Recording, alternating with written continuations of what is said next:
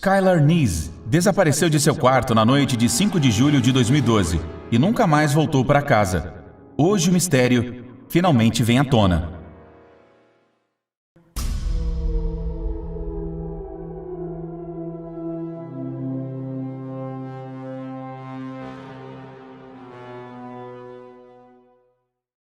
Morgantown, Virgínia Ocidental, Estados Unidos. Skylar Neese, nascida em fevereiro de 1996, era a filha única de Dave e Mary. Skylar era uma garota tímida, embora muito enérgica, capaz de fazer qualquer um se apaixonar por seu encantador jeito de ser.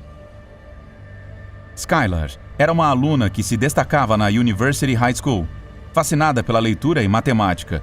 Suas melhores amigas eram Sheila Eddy e Rachel Shove, as três mosqueteiras, como elas mesmas se chamavam. Passavam o recreio e o tempo depois das aulas juntas. Uma vez em casa, ficavam horas e horas conversando pelo telefone. Skylar era muito fiel e leal a elas, muito mais do que a qualquer uma de suas outras amigas. Na vida de Skylar, tudo estava indo melhor do que nunca. Até aquele fatídico 5 de julho de 2012, quando uma essência tóxica do universo e a malícia de 2 estrelas arrebatou o destino de Skylar. Naquela noite, Skylar voltou para casa após seu trabalho noturno da noite no restaurante Wendy's. Ao chegar, deu um beijo de boa noite em seus pais e foi para a cama. Na manhã seguinte, os pais de Skylar foram trabalhar. Dave era funcionário no supermercado Walmart e Mary, consultora médica. E como a porta do quarto de Skylar estava fechada, ambos presumiram que sua filha ainda estava dormindo. Então, saíram silenciosamente para não acordá-la. Naquela tarde, Dave voltou do trabalho para casa e, quando foi se trocar em seu quarto, percebeu que a porta do quarto de sua filha ainda estava fechada. Era algo incomum. Skylar não costumava dormir muito, então Dave bateu em sua porta. "Vamos, está na hora de levantar", disse ele, mas Skylar não respondeu. "Vamos, já está na hora", mas sua filha não respondia. "Skylar!" Foi aí quando, preocupado, Dave decidiu entrar no quarto. Mas, para sua surpresa, Skylar não estava ali. A cama estava arrumada e a tela da janela não estava levantada, o que significava apenas uma coisa: Skylar não havia passado a noite em casa. Alarmado, Dave ligou imediatamente para Mary, para informá-la da ausência de sua filha. Mas ela nem mesmo deu importância, supondo que certamente estaria com suas amigas. Ainda assim, para se livrar de suas dúvidas, Mary ligou para os amigos de Skylar. Mas ninguém tinha a visto, nem tinham tido notícias dela. Naquele dia, Skylar deveria entrar no trabalho no turno das 4 horas, no Wendy's. Então Dave e Mary planejaram ligar para o restaurante, para ver se sua filha havia chegado. No entanto, e sem contar com isso, o estabelecimento se antecipou, telefonando para os pais da jovem para saber se tinham notícias de sua filha. Skylar nunca havia faltado no trabalho. Aquilo estava ficando cada vez mais estranho. Pouco depois, e para o alívio dos pais, chegaram as primeiras notícias sobre a filha. Sheila, uma de suas melhores amigas, ligou para sua mãe para dizer que Skylar havia fugido na noite anterior com ela e Rachel, sua outra melhor amiga. Sheila e Rachel haviam levado Skylar para dar um passeio e dirigir-se em rumo pela cidade, para passar algum tempo juntas. De volta para casa, haviam deixado Skylar no final da rua, para que seus pais não a vissem voltando escondida. Mas desde então, nem Sheila nem Rachel tinham tido notícias da Skylar novamente. Naquele momento, Mary ficou seriamente preocupada e imediatamente ligou para Dave, para que chamasse a polícia. Tudo indicava que no caminho para casa, Skylar havia sido sequestrada.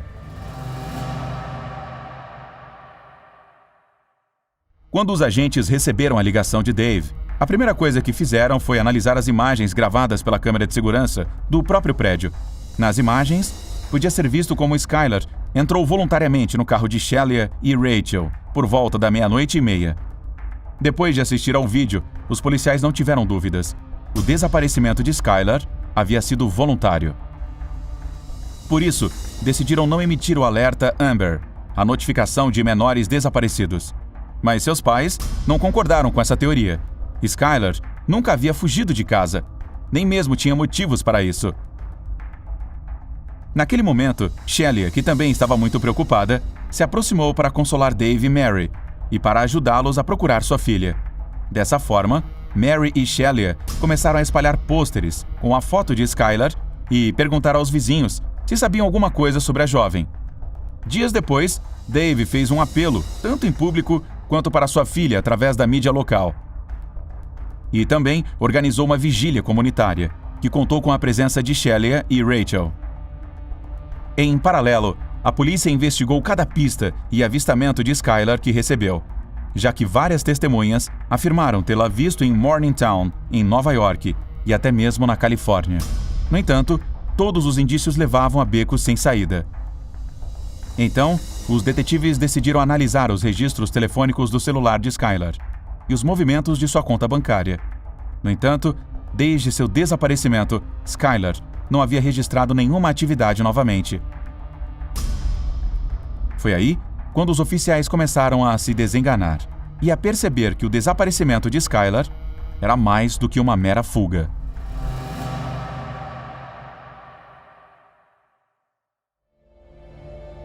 Semanas após o início da investigação, os policiais descobriram um achado surpreendente. 2 assaltos a banco haviam ocorrido na cidade vizinha de Blacksville, no momento do desaparecimento de Skylar.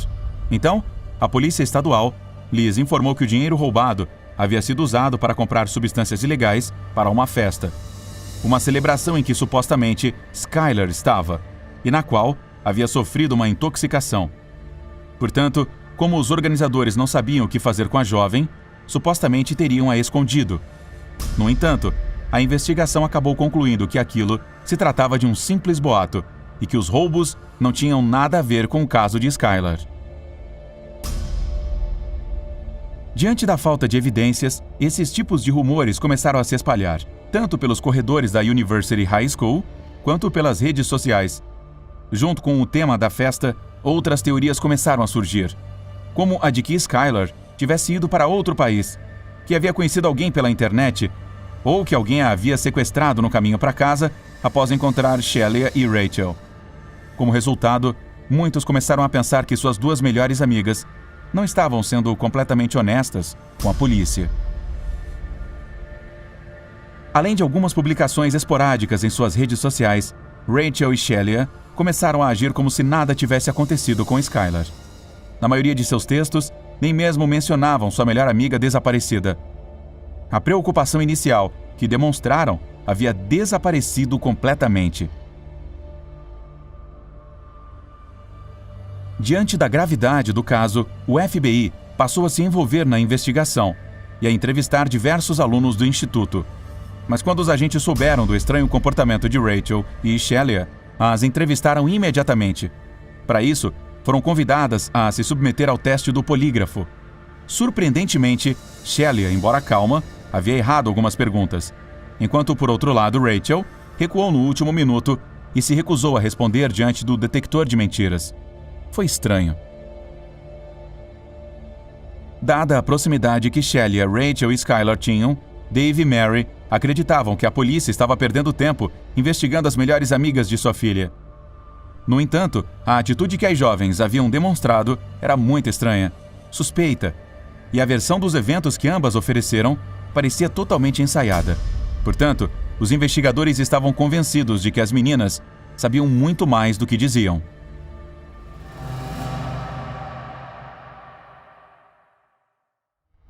Ambas afirmaram ter pego Skylar na noite de 5 de julho, dirigido pela cidade, ter fumado um pouco e deixado Skylar em uma rua no final do encontro.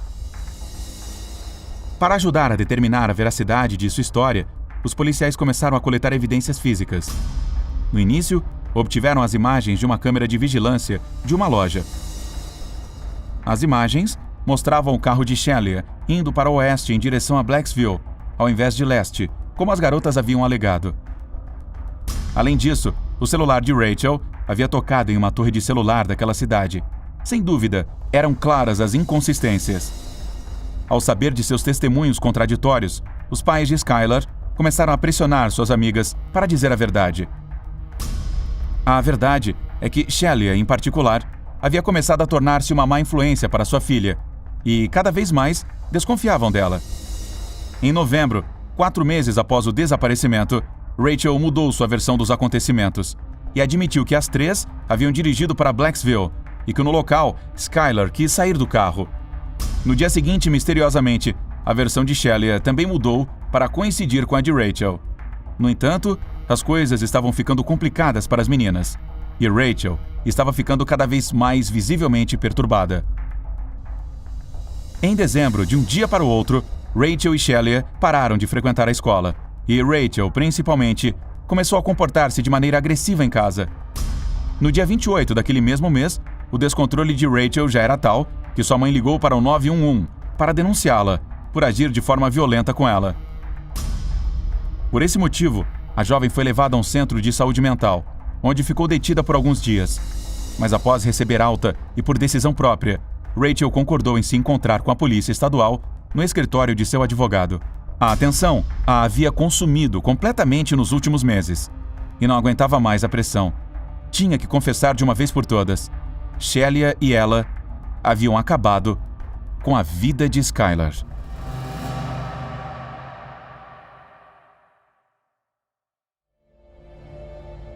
Por fim, Rachel havia tirado um grande peso de suas costas. Tanto ela quanto Shelia haviam planejado tirar sua vida meses antes. E haviam decidido fazê-lo em 5 de julho, pois queriam cometer o assassinato antes de ir para o acampamento da igreja. Naquela madrugada fatídica, Shelia e Rachel colocaram uma pá, roupas limpas, facas de cozinha e material de limpeza no porta-malas do carro. Optaram por esfaqueá-la, já que não sabiam como usar armas. Em seguida, pegaram Skylar, dirigiram cerca de 1 hora de distância de casa, pararam em um local isolado e saíram do carro para fumar. Então, quando Skylar voltou ao carro para pegar um isqueiro, Rachel e Shelia a atacaram por trás. Skylar tentou fugir, mas na tentativa foi derrubada por Rachel. E já entre as duas, cortaram sua garganta, pois haviam lido que assim morreria mais rápido. Uma vez sem vida, tentaram enterrar seu corpo com a pá, mas o solo estava muito duro, então a arrastaram para a beira da estrada e a cobriram com pedras, galhos, folhas caídas e terra. Por último, e com o trabalho já feito, trocaram de roupa e voltaram para casa. Pouco depois de confessar, Rachel levou as autoridades até o corpo de Skylar, do outro lado da fronteira com a Pensilvânia. Já na cena do crime, os agentes encontraram os restos mortais no local. Mandaram as amostras de DNA serem analisadas. E uma vez conhecido o resultado, os policiais comunicaram aos pais a pior das notícias. O corpo ali encontrado era, de fato, de Skylar.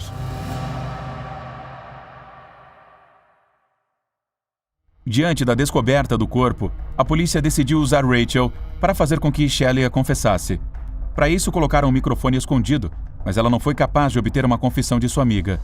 No entanto, dadas as evidências que possuíam, os policiais puderam obter um mandado de busca para a casa de Shelia, e ali encontraram facas e sangue no porta-malas de seu carro. Em 1º de maio de 2013, Rachel se declarou oficialmente culpada, após chegar a um acordo com a polícia por sua cooperação, e foi finalmente condenada a 30 anos de prisão, com possibilidade de liberdade condicional em 10 anos. Naquele mesmo dia, Shelia também foi presa, enquanto comia com sua mãe em um restaurante local, Cracker Barrel.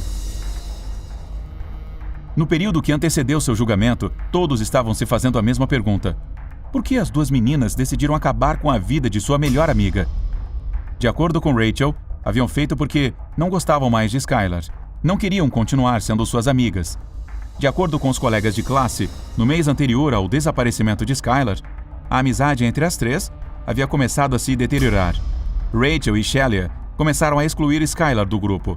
Além disso, como pode ser comprovado através do diário pessoal de Skylar, Rachel e Shelia haviam iniciado uma relação amorosa juntas e temiam que Skylar revelasse o segredo para os demais. Finalmente, em janeiro de 2014, uma semana antes do início do julgamento, Shelia também se declarou culpada. suas acusações anteriores foram retiradas e foi condenada à prisão perpétua, com a possibilidade de liberdade condicional em 15 anos. Atualmente, Shelia e Rachel estão cumprindo suas respectivas sentenças no Centro Correcional de Lakin, no condado de Mason. Mas a verdade é que, não importa quanto tempo passem na prisão, nada poderá trazer de volta a vida de Skylar. O crime de Skylar produziu um grande impacto na sociedade, além de grandes repercussões. Por exemplo, devido à comoção, seus colegas da University High School reconhecem que desenvolveram problemas em confiar nos demais. Outro exemplo disso é a Lei Skylar na Virgínia Ocidental, aprovada em 2013, para garantir que os alertas Amber sejam emitidos para todas as crianças desaparecidas, mesmo que sejam consideradas fugitivas pela polícia. Finalmente, Dave e Mary, seus pais, criaram a Skylar's Promise, uma iniciativa para manter viva a memória de sua filha. Dave e Mary visitaram escolas e prisões, onde falam sobre as consequências das ações, pregam a positividade e ajudam as vítimas que passam por casos semelhantes. Todo um legado que Skylar, mais do que certo, ficaria muito orgulhosa.